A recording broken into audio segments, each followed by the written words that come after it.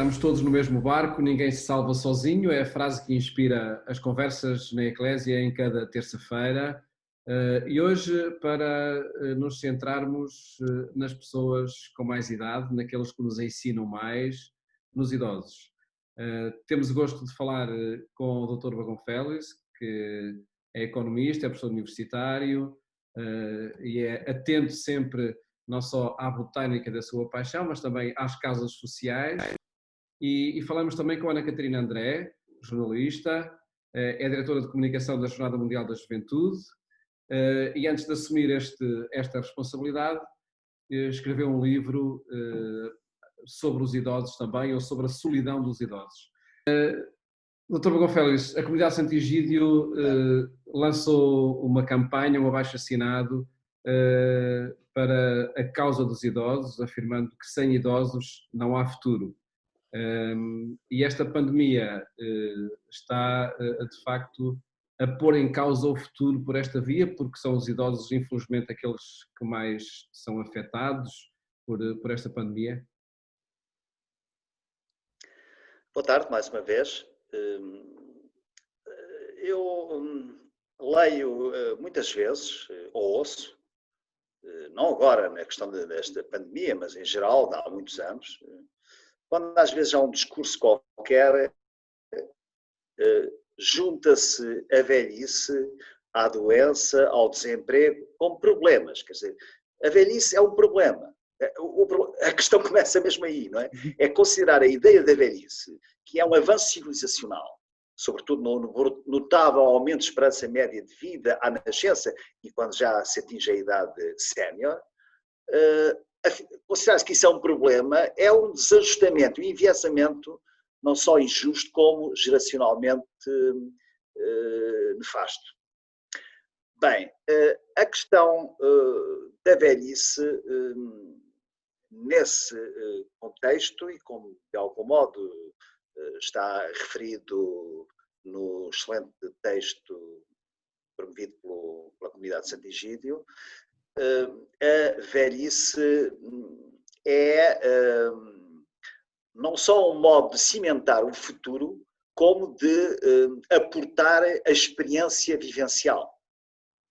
A vida não se aprende nos manuais. A vida aprende-se vivendo. Nos embates do mundo, nas dificuldades, não na permissividade, mas nas dificuldades, na capacidade de saber escolher renunciando, às vezes, na constituição da família, na sabedoria que não é o mero conhecimento. A velhice, nesse sentido, é uma expressão de redistribuição de competências. E, portanto, não pode ser descartada, não pode ser reprimida, não pode ser secundarizada, não pode ser negligenciada. E esta é uma questão que, de algum modo, espero que tenha, nesse aspecto, alguma consequência positiva, que, de algum modo, esta pandemia veio trazer à tona d'água. Ou seja, acabarmos com a perspectiva utilitarista da vida, que ou se mede em euros, através do verbo ter, ou se mede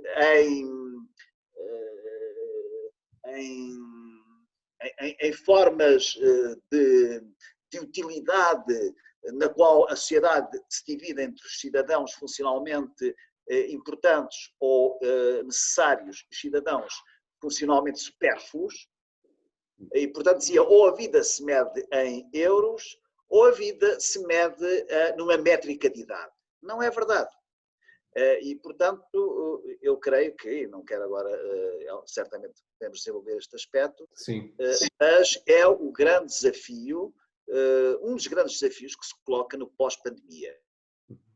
A questão da ideia utilitarista da vida, segundo, a consideração da velhice não como um fardo, não como um peso, não como um sarilho, desculpem o propaísmo, mas como uma dignidade inerente e inalienável de qualquer pessoa, e neste caso das pessoas mais velhas. Já falaremos também com a Ana Catarina André, mas gostava, até a propósito do que está a afirmar o Dr. Bagão Félix, nós não estávamos aí por essa via, creio que agora já o discurso mudou um pouco.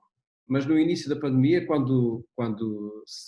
enfim, naquelas longas conferências de imprensa se ia dando conta do número de óbitos que infelizmente estão a acontecer, havia sempre uma adenda que era colocada, que era faleceram X pessoas, Y não tinham mais de 80 anos.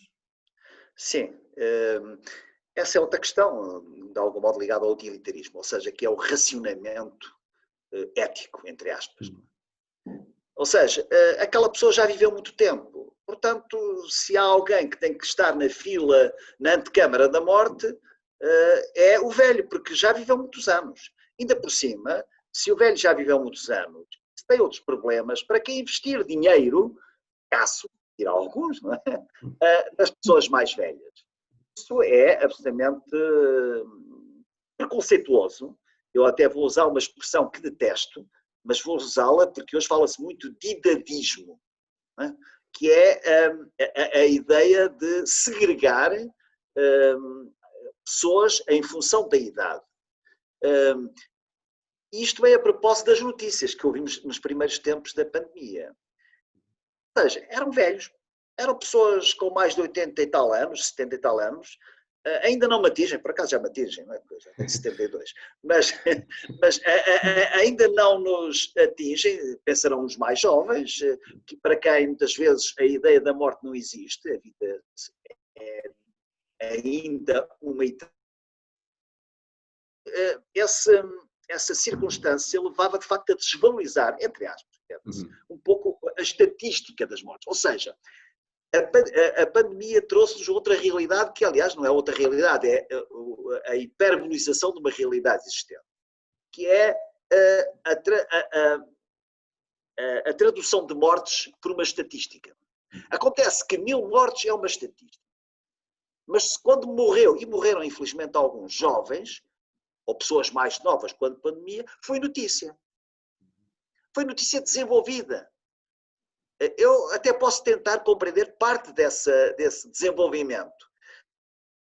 Aqui é interessante porque hoje, até politicamente, há discute-se muitas fobias do ponto de vista geracional, do ponto de vista sexual, do ponto de vista racial, etc. E a maior parte delas, bastante, para não dizer todas, porque são fobias injustas, mas nós estamos implicitamente, larvarmente, a deixar desenvolver uma cultura de gerontofobia. Não só dentro de nós que não queremos ser velhos, mas gerontofobia na medida em que aquelas pessoas são descartáveis. E como diz o Papa Francisco, são o alvo mais atrativo, entre aspas, para a tal cultura do descarte. Ana Cantarina, escreveste este livro, Os Pombos da Senhora Alice. O que é que este livro e um estudo que fizeste diz de toda esta realidade que falava também o Dr. Bagão Félix, para falar de pessoas com alguma idade, para falar da Senhora Alice, foi preciso falar dos pombos? Pois, sim, antes de mais, boa tarde. Sim, é verdade. Começava primeiro por pegar nas palavras do Dr. Bagão Félix, dizendo que, de facto, nós, e pude constatar isto de forma mais atenta ao fazer este livro, este conjunto de reportagens, que desde a infância nós ensinamos as nossas crianças, ainda que não de forma deliberada, a olhar para os idosos com preconceito, infantilizando-as, não é? Muitas vezes, ou seja, muitas vezes o registro que nós usamos para as crianças é um registro semelhante ao que usamos para o idoso. E, portanto, eu creio que esta mudança de paradigma e esta inversão desta forma de olhar para os mais velhos tem de começar logo desde cedo. Depois dizer que este livro tem este título um bocadinho se calhar estranho, peculiar para quem à primeira vista vê, Os Pombos da Senhora Alice, porque foi uma história que me tocou muito ao fazer este trabalho.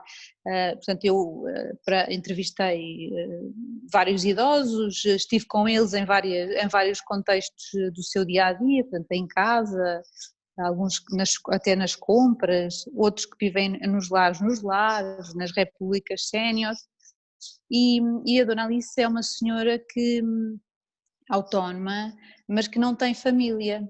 E eu conhecia assim de forma um bocadinho quase atabalhoada através de uma vizinha e começámos ali uma relação, comecei a visitá-la e há um dia que eu estou em casa dela e começo a estranhar no chão alpista.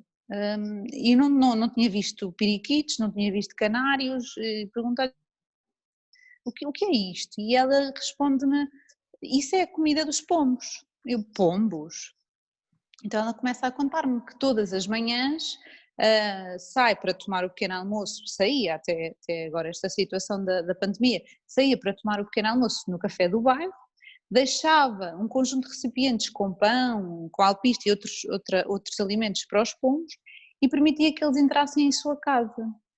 Porque queria ter companhia, porque queria sentir presença ali e porque depois disso queria ter coisas para fazer, queria ter o que limpar, queria ter alguma coisa que preparar para o dia seguinte e portanto os pomos foram o refúgio que ela encontrou para a solidão enorme em que vive. E é muito interpelante, para mim foi e acho que tem de ser para toda a gente, pensar que há alguém cujo reduto de socialização, socialidade são os pombos. E portanto há aqui alguma coisa que corre muito mal para que isto aconteça. E portanto este título vem daí e esta história vem desta... E sem dúvida nenhuma que é muito sugestivo, não é? para a realidade que infelizmente existe. Perguntava-te, Ana Catarina, das pessoas com quem contactaste, quem entrevistaste, vais pensando nelas nestes meses em que elas estão ainda mais isoladas, acredito? Sim. Tenho pensado muito nelas, telefono-lhe às vezes. Também é muito engraçado porque criei relação de amizade com algumas, sobretudo os que são mais autónomos e estão mais lúcidos. E de facto o que aconteceu foi isto se agudizou, este isolamento e esta solidão com este cenário se agudizou. Ainda assim, é também bom ver que há esperança e que muitos deles, apesar desta tristeza, continuam e querem continuar a viver e continuam a dizer que querem permanecer em suas casas e que não querem ir nem para uma república sénior, nem para um lar e portanto aqui também dando assim um bocadinho de esperança e de incentivo para continuarem. Uhum.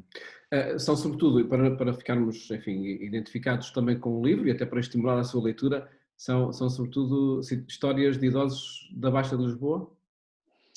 Não só, são sobretudo histórias de Lisboa, algumas das quais sim, nos bairros históricos, mas outras também na periferia e um capítulo também sobre o envelhecimento mais rural, se podemos dizer desta maneira. E eu gosto muito de contar esta história e se puder vou contá-la agora, que esta é a história, portanto eu estava a compor este trabalho, no fundo a ideia era relatar um bocadinho como é que vivem os nossos idosos, que dificuldades é que têm, enfim, como é que é isto de ser mais velho e percebi claramente que tinha de incluir aqui também um bocadinho a realidade rural, que é também tão representativa para os nossos idosos em Portugal e fui à Serra do Açor e durante alguns dias acompanhei uma padeira que se chama Tuxa e de quem eu gosto muito, que tem uma padaria em Coja, no concelho de Arganil, e ela todas as semanas dedica um dia da semana dela a visitar os idosos que vivem nas aldeias isoladas da região. E ela o que ela faz ela vende pão, é verdade, mas faz muito mais do que isso, leva medicamentos, leva produtos do supermercado e portanto muitas vezes ela é a única referência que aqueles idosos têm durante a semana inteira. Liguei-lhe a semana para saber como é que eles estavam e de facto ela disse-me que a situação estava pior no sentido deles estarem mais sozinhos e mais isolados e ela às tantas partilhava comigo, agora é que eu tenho mesmo de ir porque senão não vai ninguém ali àquelas aldeias. Uhum. Mas sim, tem este capítulo, mas a maior parte são histórias de Lisboa. Dr. Bagão Félix, esta atitude de uma padeira, por exemplo, é a verdadeira proteção social que é necessário promover? É também uma proteção e promoção pessoais que importa não só preservar, como estimular. No fundo, tem a ver com a ideia da proximidade, a ideia, aliás, a aplicação de um princípio fundamental que a doutrina social da Igreja tem presente, que é o princípio da subsidiariedade. Há coisas que, através dessa padeira, se fazem melhor que através de uma instituição de solidariedade, ou da autarquia, ou do Estado, no máximo. Não é? E, portanto, nós precisamos de ter muitas padeiras nesse sentido e que também consigam atenuar, ou como agora se diz, mitigar, é um verbo que eu não gosto, mas atenuar a ideia, como a Ana Catarina disse, da solidão ou da sua patologia, que é o isolamento. E isso não há leis, quer dizer, por mais leis que haja, se não houver vontade, generosidade, a potenciação de energias renováveis que não se medem em euros, como a persistência, o tempo, a disponibilidade, a partilha, a solicitude, isso não vem nos manuais, não se troca, não, faz parte da economia do dom e não da economia da troca.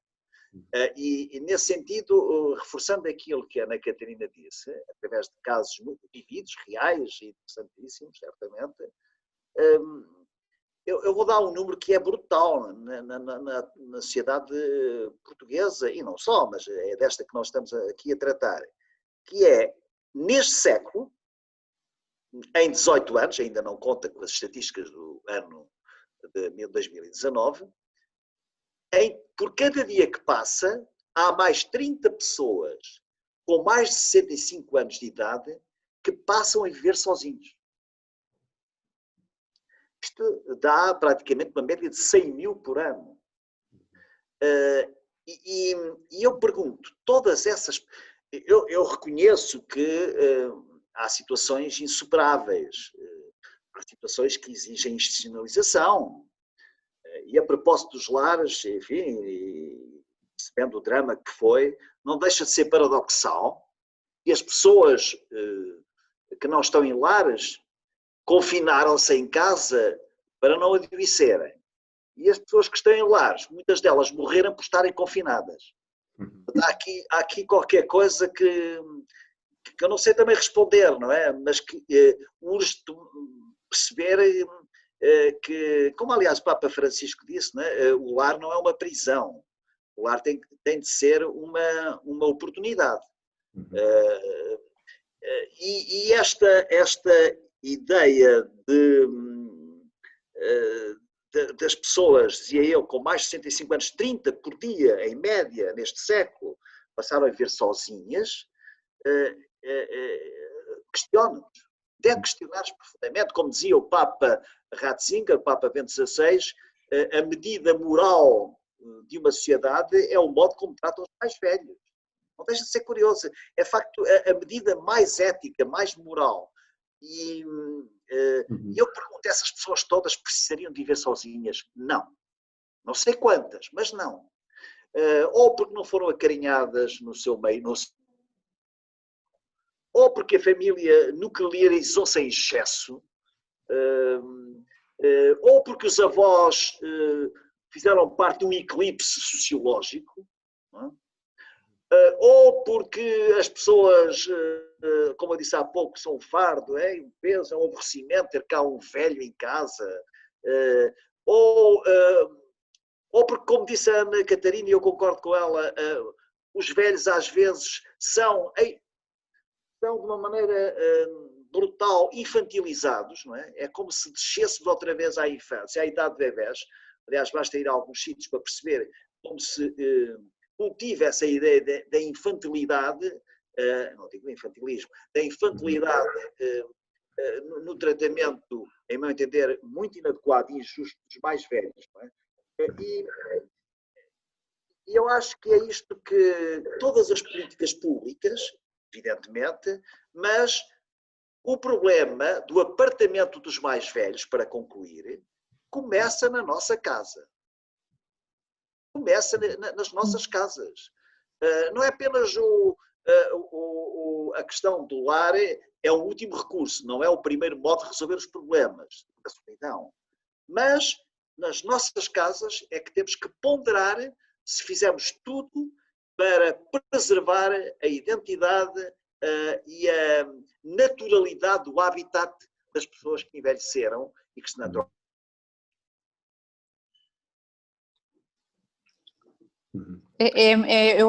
Eu acho que é muito interessante esta ideia que dizia a propósito da habitação e que tem a ver com o facto de muitos também não prepararem o envelhecimento, ou seja, vivemos em casas que muitas vezes, quando nós compramos uma casa, não é? Muitas vezes não pensamos, será que eu quando tiver 70 anos vou conseguir subir a escada para chegar lá? E portanto não olhamos para a casa também como esse espaço de envelhecimento onde queremos envelhecer de facto, mas que precisará de alguns reajustes e que muitas vezes a atitude mais comum é não pensarmos neles, fugirmos desse tema, porque é um tema menos grato e portanto não cuidar esse assunto. E serve-nos aqui como inspiração para esta conversa esse apelo da comunidade Santo Egídio. E nessa linha, quando nós isolamos as pessoas idosas, estamos também a isolar o futuro, estamos a comprometer de facto o nosso futuro, porque enfim, estamos a olhar só para o nosso para o momento imediato, para hoje, não estamos a olhar para amanhã. Eu costumo muitas vezes dizer que nós vivemos numa sociedade que tem o predomínio quase totalitário daquilo que é urgente, ou que nós pensamos que é urgente, ou que é falsamente urgente, em relação àquilo que é importante e que normalmente não tem urgência. E quando somos mais novos, sem dúvida, o urgente, a pressa, a quantidade molda o nosso dia-a-dia. E por isso, como disse a Ana Catarina, esquecemos de pormenores que depois na nossa velhice acabam por ser muito importantes. Mas eu creio que o futuro de uma sociedade passa, sem dúvida, a responder à sua questão, pelo respeito e pela promoção da velhice como, eu não gosto da expressão, mas vou usá-la, como um ativo social absolutamente imprescindível. Porque é onde se faz a redistribuição de sabedorias, de conhecimentos, de vivências, de atitudes, a passagem de testemunho da vida, como alguém dizia, não é? A passagem da tradição. A tradição é a expressão viva das pessoas, que é diferente do tradicionalismo, que é a expressão muitas vezes morta, mesmo dos vivos. Não? E essa ideia de juntarmos através da memória, é uma coisa numa sociedade que vive constantemente o atualismo. Acontece amanhã, não tem interesse, é completamente descartável. As pessoas não têm. A memória é onde tudo acontece para nos pertencer e para nós podermos transmitir. E acontece que hoje em dia, reparem bem, a questão, aliás, que é uma questão fundamental para a velhice, a questão da poupança. Hoje ninguém pensa em poupar. Ou porque às vezes não tem essa possibilidade, mas mesmo quem tem essa possibilidade não poupa, vive para o dia seguinte. E a poupança é um ato de generosidade intergeracional. Eu, por exemplo, tenho 2 filhas e 4 netas. Eu penso nelas quando estou a poupar, porque já não é para mim. É para elas. E portanto, é um ato de generosidade e é um ato de gratidão, que é recíproco, não é apenas dos mais velhos em relação aos mais novos, e é também dos mais novos em relação aos mais velhos. Para concluir, diria o seguinte: nas pessoas mais velhas, o amanhã tem menos importância do que o ontem. E para as pessoas mais novas, o ontem tem menos importância do que a amanhã. O que é natural, não é nada de criticável, é assim. Porque é que este ontem enfatizado pela vivência e o amanhã enfatizado pela esperança inerente aos mais novos, e podemos fazer um presente melhor. É isto que eu defendo desta temática tão complexa da velhice. E muito bem, muito bem. Ana Catarina, ainda até retomando a imagem do teu livro e a pensar o futuro, Sim. achas que nós estamos a deitar o nosso futuro aos pomos? É Desculpa, uma depende do pergunta. milho. Desculpa a brincadeira.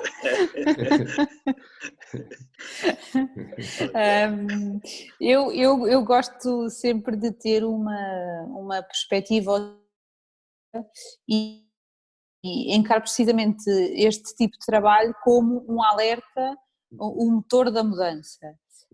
E portanto eu não acho, portanto, nesta minha perspectiva otimista, que as senhoras Alices vão multiplicar muito, ou seja, ou pelo menos não espero que isso aconteça. O que eu espero que nós sejamos todos capazes de fazer é de nos educarmos para o humano. E quando eu digo isto é olhar para o outro, e independentemente da sua idade, agora estamos a falar dos mais velhos, mas como uma pessoa com dignidade. Eu acho que esta mudança fará muita diferença na forma como nós olhamos para os nossos idosos, os nossos avós, os nossos pais, para percebermos que com eles temos tanto a aprender, temos tanto também a partilhar e a construir, quer dizer, esta ideia utilitarista do envelhecimento, ou não, do envelhecimento como algo que não serve para nada, que ainda por cima acarreta um conjunto de despesas também para o Estado e para a sociedade como um todo, não pode de todo prevalecer. Portanto, há em cada pessoa esta riqueza, esta individualidade que tem de ser cultivada, e que eu acho que se nós desde pequenos conseguirmos olhar para os nossos idosos desta maneira, então será natural.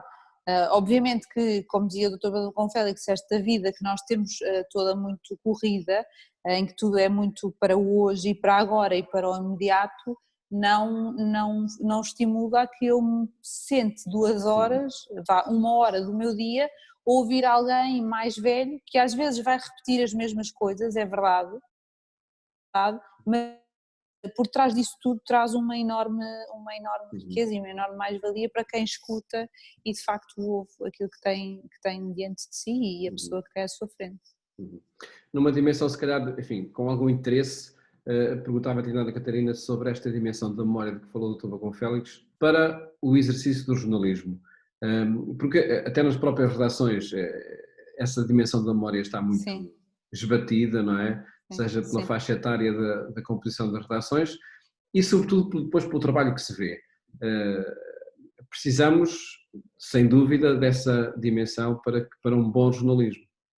Claro que sim, quer dizer, a memória, o contexto de tudo aquilo que nós vivemos, daquilo que nós noticiamos enquanto jornalistas, é fundamental para um exercício correto da profissão. Muitas vezes são os mais velhos nas redações, e agora infelizmente são menos, mas a quem recorremos para perceber melhor um tema, para perceber um contexto. E portanto isso é fundamental, porque neste imediatismo o risco de se fazer mau trabalho, o risco de se dar má informação às pessoas e com isso contribuir gravemente para que tenham uma vida menos, não só que as dimensões, vai acabar por sofrer com essa má informação, fruto também desta desatenção a quem viveu e a quem experienciou. Isto não quer dizer que obviamente que ponhamos nas antípodas a juventude como uma coisa má de todo, não é? Os jovens têm por si uma energia, um olhar novo sobre as coisas que é muito importante, e portanto será sempre importante este equilíbrio, sem obviamente descurar aquilo que os mais velhos podem trazer. Infelizmente estes 2 meses e meio já levaram muitas vidas, muitas delas vidas com mais idade, é certo, mas desta pandemia, Dr. Balcão Félix, o que é que nós podemos desde já aprender e perspectivar para os tempos que aí vêm, mesmo que ainda com contornos pouco definidos, a forma como nos vamos sociabilizar, mas a pensar sobretudo nas pessoas mais idosas também. Como é que vão ser os nossos encontros entre gerações? Vamos precisar de reaprendê-los. E estes tempos são tempos também de discernimento, de questionamento. Aí talvez as pessoas mais velhas, paradoxalmente, tenham vantagem. Porque as pessoas que já terminaram, sobretudo e não apenas a sua vida ativa, são menos determinadas no seu dia-a-dia e determinam mais o seu dia-a-dia. Obviamente, dentro das limitações da saúde e todos esses aspectos. Eu falo por mim, não é? Que ainda, enfim, tenho alguma saúde. Eu hoje estou com quem quero, não estou com quem não quero e não gosto. Leio o que quero, escrevo sobre aquilo que me entusiasma, estudo, e a curiosidade há de me alimentar até o último dia, porque a curiosidade é o motor de arranque de qualquer dia, não é? Todos os dias. Estudo como se ainda tivesse uma eternidade para viver. E, portanto, nesse sentido, as pessoas mais velhas, e é delas sobre o que estamos a falar, enfim, dentro, repito, das limitações, de ser mais velho, de às vezes ter doenças, de ter mais debilidades e dependências, evidentemente, mas sente menos os efeitos do futuro, ao nível de um maior cuidado com a sociabilidade, ao nível de viagens, etc. Ou seja, eu creio que até já num dos seus programas disse que uma das definições mais interessantes de liberdade no sentido existencial do termo, de um filósofo francês, Thibon, de ser livre é depender do que se gosta e de quem se gosta. Ora, na velhice nós conseguimos ser mais livres. Eu pelo menos consigo. Não é? Desculpa a expressão popular, não faço fretes. Quer dizer, se eu não... eu estou aqui a seu convite e com muito gosto, porque tenho gosto nisso. Tenho gosto. Porque muitas vezes há coisas que eu não quero. Mas porquê? Não quero, ou não gosto. Ponto final. Quer dizer, eu tenho essa liberdade que é existencial e que, apesar de tudo, ao menos essa liberdade na fase final da vida é importante. E por isso eu creio que esta fase, eu próprio me questiono, ainda há pouco estava a falar com a minha mulher e estávamos a falar de voltar a um restaurante, não é? Já somos septuagenários, ambos, não é? Eu disse, mas a certa altura chegámos à conclusão, mas restaurante, estamos tão bem aqui, mas quer dizer, vamos ao restaurante se formos numa perspectiva absolutamente livre, não ser constrangidos, não estar condicionados. Se eu vou para um restaurante, quem diz restaurante diz outra expressão pública da nossa sociabilidade. Se eu vou para o sítio e digo assim, mas cuidado, eu não estou à vontade, eu estou com medo, eu estou com angústia, eu estou com ansiedade por esta, é melhor não ir. Não é? E, portanto, nós conseguimos ainda escolher um pouco, enfim, estou a filosofar, estou a ser otimista, para utilizar a expressão da Ana Catarina, mas creio que é positivo. Repara bem agora, e com isto termino, nestes dias últimos, com esta fase de desconfinamento, não deixa de ser curioso, não é? Até as televisões, que é a expressão mais clara da comunicação social hoje em dia, o que é que entrevistam nas praias, nas filas, nos hipermercados, nos centros comerciais? São pessoas normalmente jovens, não é? Quer dizer, porque realmente as pessoas jovens, ainda bem, se calhar, não é? não estão mais predispostas a correr riscos. Não é? E acham que nada lhes pode vir a acontecer. É raro aparecer uma pessoa mais velha, e quando fala uma pessoa mais velha, fala com essa cautela, que não é uma cautela defensiva, é uma cautela que tem implícita alguma pedagogia para com a sociedade. Em todo caso, e sobretudo por este isolamento causado por um vírus, há infelizmente muitas pessoas, e aí são novas, são idosas, são de diferentes faixas etárias, que vivem sem essa tal liberdade de que falou e que vivem cheias de constrangimentos, não é? Desde logo, uma das principais faltas de liberdade, que é não ter emprego, não ter trabalho. Sim. Essa é fulminante ao nível de uma liberdade bastante reduzida, neste sentido que estamos a falar da palavra liberdade. Não é? Mas não só, não é? Há muitas circunstâncias, por exemplo, a liberdade que hoje, ou a falta de liberdade, que por vezes resulta do constrangimento na superação das dificuldades entre conciliar a função profissional com a função parental e a função de acompanhamento dos filhos, etc. Aí também os mais velhos levam vantagem e nós oferecemos para isso, não é? Eu há pouco falava no eclipse dos avós, não é? Os avós são uma riqueza, eu falo na minha meninice há não sei quantos anos, não é? Eu ainda vivi numa casa com 4 gerações. Hoje são 2, não é? Mas eu, por exemplo, estar com as minhas netas e sei que elas estarem comigo é uma riqueza onde eu aprendo muito e elas também aprendem. É um saboroso cocktail de experiências, de ideias, de alegrias, de ansiedades, de tudo o que a vida transporta. E é sem dúvida o momento em que sentimos o futuro a construir-se, não é? Reciprocamente, nesse encontro de gerações. Sim, não há sociedade que resista se não casar o melhor possível, se possível perfeitamente, os direitos e os deveres de todas as gerações. Se nós começamos a apartar e a seccionar as gerações, e obviamente, infelizmente, nas sociedades contemporâneas há muitos indícios dessa natureza, não construímos uma sociedade nem harmoniosa, nem equilibrada, nem com futuro. Portanto, para sermos portadores de esperança, temos que ser operários do testemunho, do serviço e da solidariedade entre gerações. Ana Catarina, como é que perspectivas este encontro de gerações neste movimento de desconfinamento em que estamos todos envolvidos?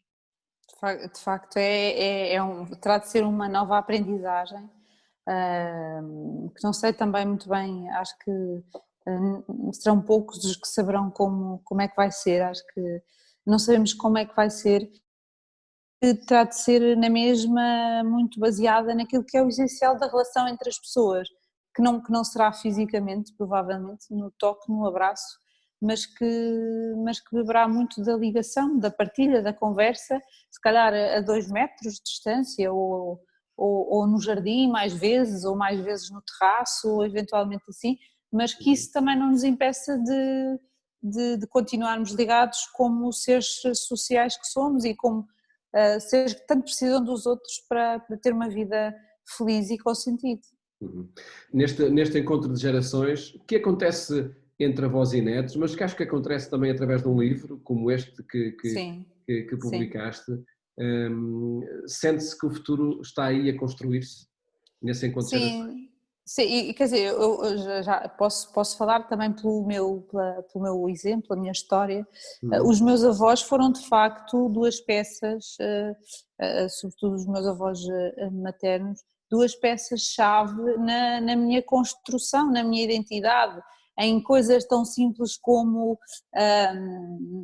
passearem comigo e noutras coisas como ensinarem-me quando tirei a carta, quem tinha paciência para insistir comigo com o carro era o meu avô, quem todos os sábados de manhã acordava às 7 da manhã para me levar à natação era o meu avô. O meu avô mostrou-me muitas coisas e a minha avó também, ou seja, esta construção não só da qual eu bebi, ou seja, para me tornar adolescente e depois adulta, mas acredito que também para eles foi uma profunda aprendizagem e construção, até porque não foi só comigo, foram mais 3 além de mim, mas que de facto é uma relação muito, muito única, a relação entre avós e netos, e que pode ter um espelho também na nossa, ainda que com níveis obviamente de intimidade diferentes e de proximidade, mas com todas as pessoas com que nos relacionamos no nosso dia-a-dia e de faixas etárias semelhantes. Só para terminarmos, e acrescentar, Dr. Vagão Félix? Não, vou ouvir com toda a atenção, Ana Catarina, e concordo, e até na minha memória saltaram também aspectos muito importantes na minha educação com os meus avós, sobretudo também maternos, curiosamente. E este tempo há uma questão interessantíssima neste tempo de pandemia e de confinamento, agora mais suave, que é não confundir a noção geográfica ou espiritual e emocional e afetiva, etc. Eu procurei mostrar isso às minhas netas, vi-as uma vez durante estes 3 meses, e passámos os anos no meu aniversário e de outras pessoas de família separados, e eu disse, a pandemia fez-nos mais afastados fisicamente, mas pode nos tornar mais ligados do ponto de vista espiritual e familiar.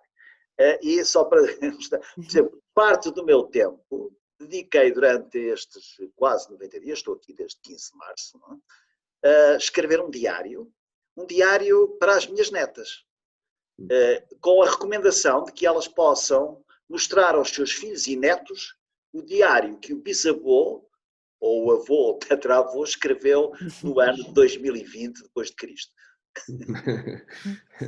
Numa circunstância muito particular, não é? Exatamente. Não, é ficar registado, não é? É tal ideia da memória, é ficar registado. Não sei o que é que vai acontecer no mundo daqui para a frente, mas, sei lá, no fim deste século, uma minha bisneta, ou bisneto, poder ler o que um avô que não conheceu escreveu num momento peculiar, é também testemunhar e robustecer a memória, pelo menos aquela que eu acho que todos nós temos. Para terminar, eu perguntava-vos, temos que mudar de paradigma para passar enfim, a cada um de nós, ao nosso dia-a-dia, porque acho que isso passa sobretudo por cada um, esta consciência e esta certeza de que sem idosos não há futuro. Há um paradigma em todas as dimensões da vida que é preciso mudar. Eu diria que se nós, melhor, é um paradigma que temos que mudar em várias dimensões, não só nas mais familiares, íntimas, mas também nas mais sociais, nas mais também políticas, económicas também, mas que é eu acho que é muito importante voltar a esta ideia, mas que é um paradigma que se muda com a educação também, e que se muda desde cedo, e que se muda estimulando relações, e que se muda ensinando às crianças o quão bom é ter idosos por perto, e não o contrário, como nós tantas vezes vemos. E portanto, sim, acho que série de espectros, ou seja, melhor dizer, há um espectro muito alargado onde é preciso investir e mudar. Para a questão da velhice, do seu respeito e dignificação, é importante o discurso, mas é mais importante o testemunho e o exemplo. O fator polinizador da ideia esperançosa da velhice é o exemplo, é exemplaridade. E muitas vezes eu falo nisto e digo ao meu interlocutor para, de repente, e é abstrato, imaginar uma sociedade em que não há velhos. E depois digam-me se é melhor ou se é pior.